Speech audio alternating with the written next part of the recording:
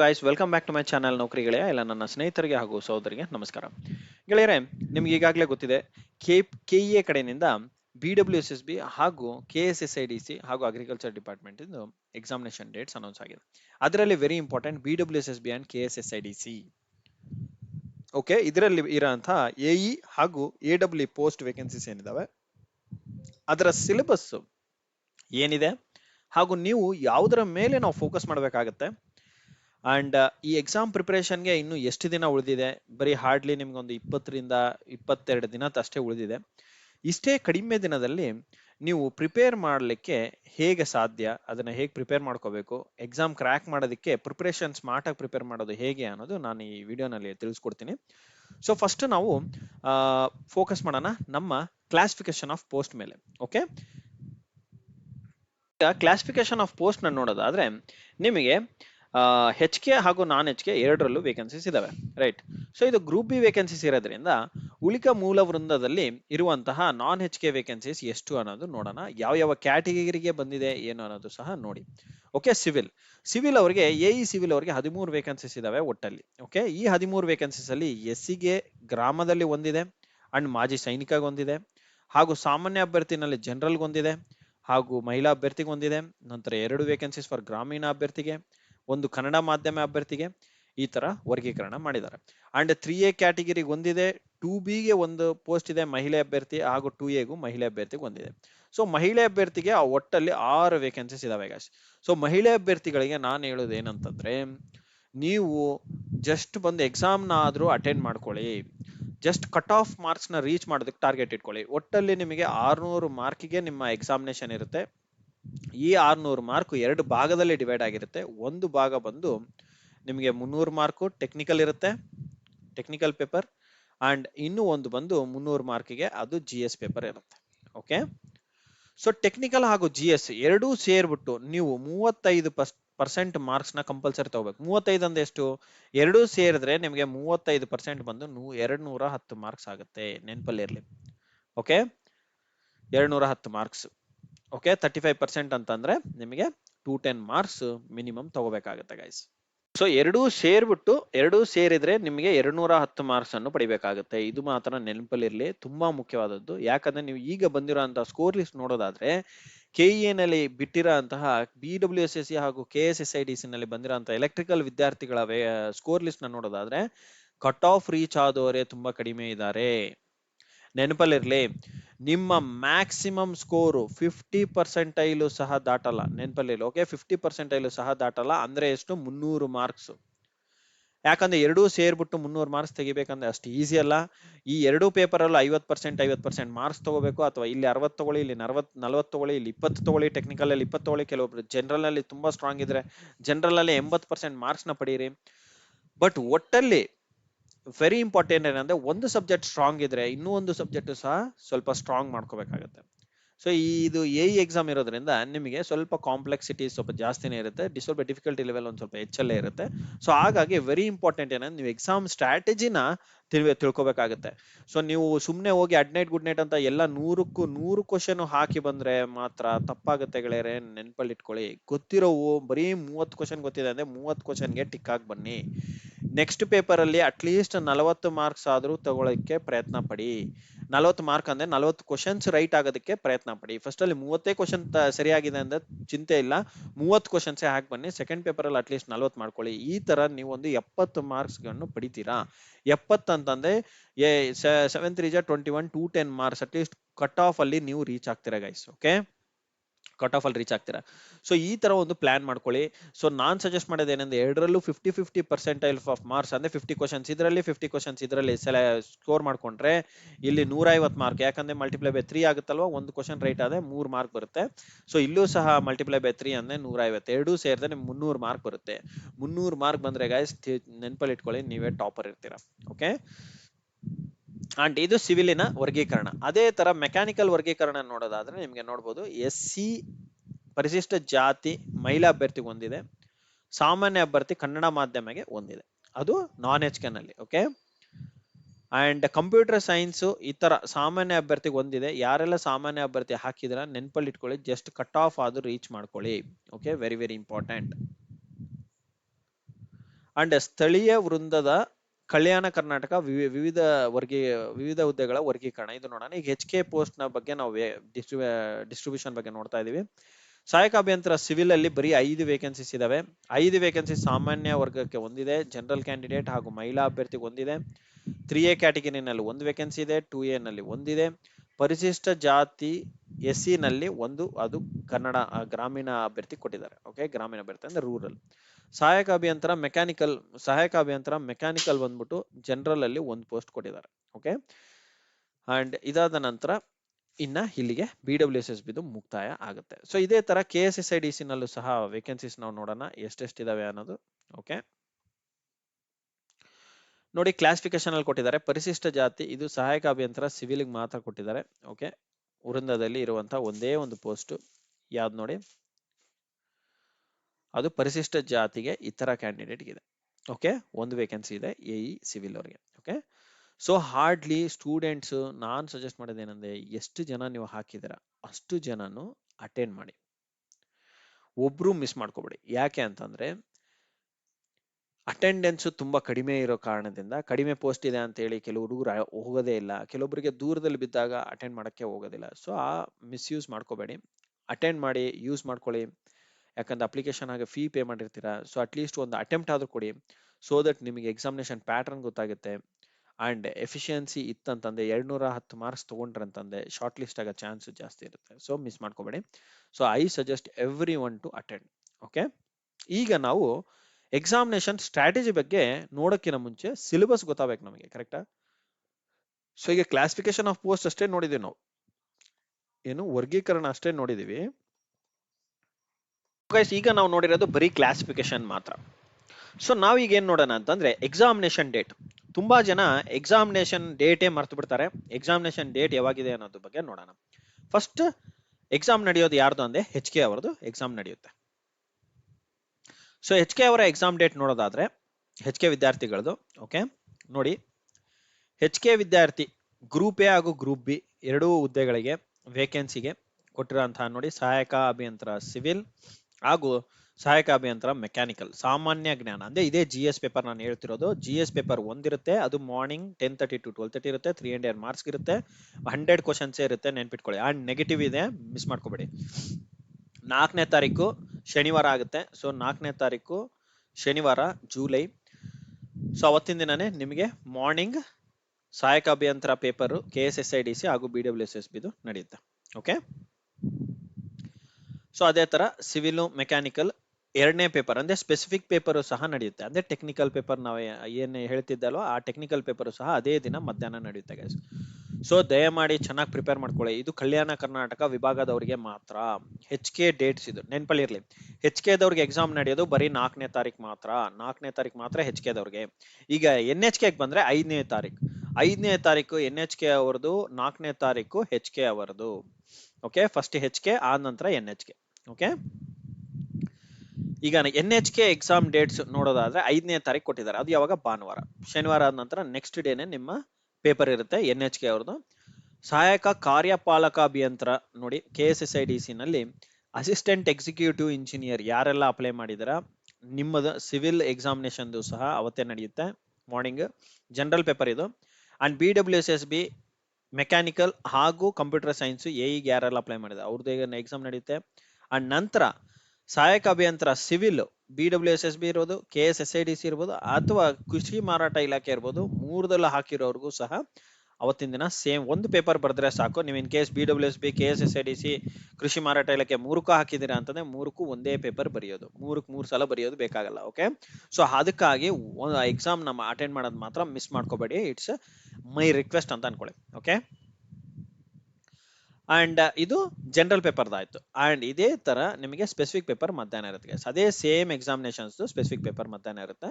So ಇದು ನಮ್ಮ examination date ಆಯ್ತು. Okay, hope you guys remember this dates, very very important dates. ಕೆಲವೊಬ್ರು ಏನ್ ಮಾಡ್ತಾರೆ ಅಂತಂದ್ರೆ ಅವತ್ತಿನ ದಿನ ಎಕ್ಸಾಮಿನೇಷನ್ ಅಟೆಂಡ್ ಮಾಡಕ್ ಹೋಗಲ್ಲ, ಮಿಸ್ ಮಾಡ್ಕೊ. ಅಯ್ಯೋ ಸರ್ ನಾನು ಮರ್ತೋಗ್ಬಿಟ್ಟಿದ್ದೆ, 4ನೇ ತಾರೀಕು ಅನ್ಕೊಂಡಿದ್ದೆ, 5ನೇ ತಾರೀಕು ಹೋಗಿದ್ದೀನಿ ನಾನು ಎಕ್ಸಾಮು. ಈಗ 5ನೇ ತಾರೀಕು ಅನ್ಕೊಂಡಿದ್ದೆ, 5ನೇ ತಾರೀಕು ಅನ್ಕೊಂಡಿದ್ದೆ, 4ನೇ ತಾರೀಕೆ ಎಕ್ಸಾಮ್ ಇರುತ್ತೆ ಅವ್ರು. ಇವಾಗ HK ಕ್ಯಾಂಡಿಡೇಟ್ಸ್ 4ನೇ ತಾರೀಕೆ ಅಟೆಂಡ್ ಮಾಡಬೇಕು. Okay, HK candidates 4th of July ನೆನ್ಪಿಟ್ಕೊಳ್ಳಿ. ಅಂಡ್ NHK ಬಂದು 5th of July. ಓಕೆ 2026. ಈ ಎರಡು ಡೇಟ್ಸ್ ವೆರಿ ಇಂಪಾರ್ಟೆಂಟ್. ನಿಮ್ಮ ಎಕ್ಸಾಮಿನೇಷನ್ HK ಹಾಕಿದ್ರೆ 4ನೇ ತಾರೀಕು ಅಟೆಂಡ್ ಮಾಡಿ. ನಿಮ್ಮ ಎಕ್ಸಾಮ್ ಸೆಂಟರ್ಗೆ ನಾನ್ HK ಇದ್ರೆ 5ನೇ ತಾರೀಕು ಅಟೆಂಡ್ ಮಾಡಿ. ಅಂಡ್ ಹಾಲ್ ಟಿಕೆಟ್ ಯಾವಾಗ ಬಿಡ್ತಾರೆ, ಅಡ್ಮಿಟ್ ಕಾರ್ಡ್ ಯಾವಾಗ ರಿಲೀಸ್ ಮಾಡ್ತಾರೆ ಅಂತಂದ್ರೆ, admit card just 1 week before guys, 1 week. Okay, ಅಥವಾ 5 ವರ್ಕಿಂಗ್ ಡೇಸ್ ಅಂತ ಅನ್ಕೊಳ್ಳಿ, working days. Okay, 5 working days before. ಇವಾಗ 4ನೇ ತಾರೀಕು ಇತ್ತು ಅಂತಂದ್ರೆ ನಿಮಗೆ 30ನೇ ತಾರೀಕಿಗೆ ರಿಲೀಸ್ ಆಗುತ್ತೆ. ಈ ತಿಂಗಳು 30ನೇ ತಾರೀಕಿಗೆ ರಿಲೀಸ್ ಆಗುತ್ತೆ HK ದವ್ರಿಗೆ. ಅಂಡ್ ನಾನ್ HK ದವ್ರಿಗೆ ನಿಮಗೆ 1ನೇ ತಾರೀಕು ಇಲ್ಲ 31ನೇ ತಾರೀಕು ಅದು ರಿಲೀಸ್ ಆಗ್ಬೋದು, ಇಲ್ಲ ಸೇಮ್ ಡೇನೆ ರಿಲೀಸ್ ಮಾಡ್ಬೋದು ಇಬ್ಬರದು. ಓಕೆ, ಒಟ್ಟಲ್ಲಿ ಅದು ಅಪ್ರಾಬಬಲ್ ಡೇಟ್ಸ್, ಅಡ್ಮಿಟ್ ಕಾರ್ಡ್ಗೆ ಬಿಡುವಂತ ಪ್ರಾಬಬಲ್ ಡೇಟ್ಸ್. ಜೂನ್ 30 ಅಥವಾ 29 ಅಂತಾನು ಅನ್ಕೋಬಹುದು. ಓಕೆ, ಸೊ ಇದು ನಮ್ಮ ಎಕ್ಸಾಮಿನೇಷನ್ ಡೇಟ್ಸ್ ಆಯ್ತು. ಈಗ ನಾವು ಸಿಲೆಬಸ್ಗೆ ಹೋಗೋಣ. ಸಿಲೆಬಸ್ ಏನೆಲ್ಲ ಇದೆ ಅಂತ ಹೇಳಿ. ಓಕೆ, ನಾವು ಸಿಲೆಬಸ್ ನ ನೋಡೋದಾದ್ರೆ, ಸಿಲೆಬಸ್ ಅಲ್ಲಿ ಫಸ್ಟ್ AW ಬಗ್ಗೆ ಡಿಸ್ಕಸ್ ಮಾಡೋಣ. AW ಸಿವಿಲ್ ಪೋಸ್ಟ್ ಯಾವ್ದ್ರಲ್ಲಿ ಇದೆ? KSSIDC ನಲ್ಲಿ. ನೀವು ಯಾರೆಲ್ಲ ಅಟೆಂಡ್ ಮಾಡ್ತಾರೆ, ನಿಮಗೆ ಒಟ್ಟಲ್ಲಿ 11 ಸಬ್ಜೆಕ್ಟ್ಸ್ ಇದಾವೆ, ನೆನಪಲ್ಲಿ ಇಟ್ಕೊಳ್ಳಿ. ಏನೋ 11 ಸಬ್ಜೆಕ್ಟ್ಸ್. AW ಒಂದೇ ಅಂತಲ್ಲ, AE ಸಿವಿಲ್ಗೂ ಸಹ 11 subjects, same subjects. Okay, engineering mathematics ಬರುತ್ತೆ, ನಂತರ elements of civil engineering and strength of materials, building engineering sciences, surveying, fluid mechanics, structures ಬರುತ್ತೆ, geotechnical engineering, water supply and sanitary engineering, transportation engineering, hydrology and irrigation. So ಇಷ್ಟು departments, ಇಷ್ಟು subjects ನಿಮಗೆ examination ಇರುತ್ತೆ. ಇದು 11, actually KA mistake ಮಾಡ್ಕೊಂಡಿದ್ದಾರೆ, ಇದು 11ನೇ subject. Okay, irrigation ಅಂತ ಹೇಳಿ. ಓಕೆ, ಇದು AW ಸಿಲೆಬಸ್ ಆಗಿರುತ್ತೆ. ಯಾರೆಲ್ಲ ಗೊತ್ತಿಲ್ಲ ಪಾಸ್ ಮಾಡ್ಕೊಂಡು ನಿಮ್ಮ ಸಿಲೆಬಸ್ ನೋಡ್ಕೊಳ್ಳಿ. ಓಕೆ, ಅಂಡ್ ಅದೇ ತರ AE ಸಿಲೆಬಸ್ ನೋಡೋದಾದ್ರೆ, AE ಸಿವಿಲ್ಗೆ ಇದು RG, ಇದು ಅಗ್ರಿಕಲ್ಚರ್ ಮಾರ್ಕೆಟಿಂಗ್ ಇರ್ಬೋದು, KSSIDC, BWS ಎಲ್ಲರಿಗೂ ಒಂದೇ ಸಿಲೆಬಸ್. ಇಂಜಿನಿಯರಿಂಗ್ ಮ್ಯಾಥಮೆಟಿಕ್ಸ್ ಇದೆ, ಸೇಮ್ ಸಬ್ಜೆಕ್ಟ್ಸ್ ನೋಡ್ಬೋದು ನೀವು, ಯಾವುದು ಚೇಂಜ್ ಇಲ್ಲ. Structures, Jio technical engineering, water supply, sanitary, transportation, hydrology, irrigation. So ಒಟ್ಟಲ್ಲಿ 11 ಸಬ್ಜೆಕ್ಟ್ ಇದಾವೆ. ಅಲ್ಲಿ ಏನಿದಾವೆ ಅದೇ ಸಬ್ಜೆಕ್ಟ್, ಅದೇ ಟಾಪಿಕ್ಸ್. ಸೊ ಇದರಲ್ಲಿರೋಂತಹ ಟಾಪಿಕ್ಸ್ ನ ಮಾತ್ರನೇ ಓದ್ಕೊಳ್ಳಿ. ಈ ಟಾಪಿಕ್ಸ್ ಡಿವಿಯೇಟ್ ಮಾಡಿ ಯಾವುದೇ ಟಾಪಿಕ್ಸ್ ಮುಟ್ಟಕ್ಕೆ ಹೋಗ್ಬೇಡಿ. ಯಾಕೆ ಅಂತಂದ್ರೆ, ಸಿಲೆಬಸ್ ಕೊಟ್ಟಿರೋದು ಕಾರಣ ಏನಂತಂದ್ರೆ, ನಿಮಗೆ ಸಿಲೆಬಸ್ ಅಲ್ಲೇ ಕ್ವಶನ್ಸ್ ಫ್ರೇಮ್ ಆಗುತ್ತೆ. ಲೀನಿಯರ್ ಆಲ್ಜಿಬ್ರಾನಲ್ಲಿ ಇಲ್ಲಿ ಟಾಪಿಕ್ಸ್ ಏನ್ ಕೊಟ್ಟಿದೆ? Matrices, determinant, rank of matrix, system of linear equations, eigen value, eigen vector. So ಈ ಪರ್ಟಿಕ್ಯುಲರ್ ಟಾಪಿಕ್ಸ್ ಮೇಲೆ ಕೇಳ್ತಾರೆ, ಬಿಟ್ರೆ ಬೇರೆ ಯಾವುದೇ ತರದ ಡಿವಿಯೇಷನ್ ಇರಲ್ಲ, ನೆನ್ಪಿಟ್ಕೊಳ್ಳಿ. ಸೊ ಹಾಗಾಗಿ ಇಲ್ಲಿರೋ ಕೊಟ್ಟಿರೋಂಥ ಟಾಪಿಕ್ಸ್ ನ ಮಾರ್ಕ್ ಮಾಡ್ಕೊಂತ ಓದ್ಕೊಳ್ಳಿ, ಅದಿನ್ನೂ ಉತ್ತಮ, ಬೆಟರ್. ಓಕೆ, ಅಂಡ್ ಅದೇ ತರ ಮೆಕ್ಯಾನಿಕಲ್ ಇಂಜಿನಿಯರಿಂಗ್ ಬರೋದಾದ್ರೆ, AE ಮೆಕ್ಯಾನಿಕಲ್ ಇಂಜಿನಿಯರಿಂಗ್ ಪೋಸ್ಟ್ ಅದು BWSSB ನಲ್ಲಿ ಮಾತ್ರ ಇರೋದು. ಸೇಮ್ ಇಂಜಿನಿಯರಿಂಗ್ ಮ್ಯಾಥಮೆಟಿಕ್ಸ್ ನಿಮಗೆ ಒಟ್ಟಲ್ಲಿ 10 ಸಬ್ಜೆಕ್ಟ್ಸ್, 13 ಸಬ್ಜೆಕ್ಟ್ಸ್ ಇದೆ, 11 ಸಬ್ಜೆಕ್ಟ್. ನಿಮಗೂ 11 ಸಬ್ಜೆಕ್ಟ್ಸ್ ಇದಾವೆ. ಓಕೆ, ಮೆಕ್ಯಾನಿಕಲ್ ಅವ್ರಿಗೂ 11 ಸಬ್ಜೆಕ್ಟ್ಸ್ ಇದಾವೆ. ಇಂಜಿನಿಯರಿಂಗ್ ಮ್ಯಾಥಮೆಟಿಕ್ಸ್ ಇದೆ. ಓಕೆ, ಸಿ ಪ್ರೋಗ್ರಾಮಿಂಗ್ ಇದೆ, C programming for problem solving. Engineering materials ಇದೆ, ನಂತರ engineering mechanics, strength of materials, fluid mechanics, thermodynamics, theory of machines ಇದೆ, design of machine elements, production engineering and industrial engineering and management. So ಇಷ್ಟು subjects ನಿಮಗೆ ನಿಮ್ಮ ಎಕ್ಸಾಮಿನೇಷನ್ಗೆ important ಆಗಿರುತ್ತೆ. And ಇದರಲ್ಲಿ ಕೊಟ್ಟಿರುವಂತಹ ಪ್ರತಿ ಟಾಪಿಕ್ ಸಹ ಇಂಪಾರ್ಟೆಂಟ್. ಈ ಟಾಪಿಕ್ ನ ಮಾತ್ರನೇ ಓದ್ಕೊಳ್ಳಿ. And one more thing very important, ಈಗ ನಾವು ಸಿಲೆಬಸ್ ಗೊತ್ತಾಗಿದೆ, ಈಗ ಸ್ಟ್ರಾಟಜಿ ಬಗ್ಗೆ ಮಾತಾಡೋಣ. ನೀವು ಕ್ರ್ಯಾಕ್ ಮಾಡಬೇಕು ಅಂತಿದ್ದೀರಿ ಅಂತಂದ್ರೆ ಎಕ್ಸಾಮಿನೇಷನ್ ಅಲ್ಲಿ ನೀವು ಯಾವ್ದನ್ನ ಫೋಕಸ್ ಮಾಡಬೇಕು ಜಾಸ್ತಿ ನೋಡಿ ಗೈಸ್. ಪ್ರಾಬ್ಲಮ್ಸ್ ಆದಷ್ಟು ಅವಾಯ್ಡ್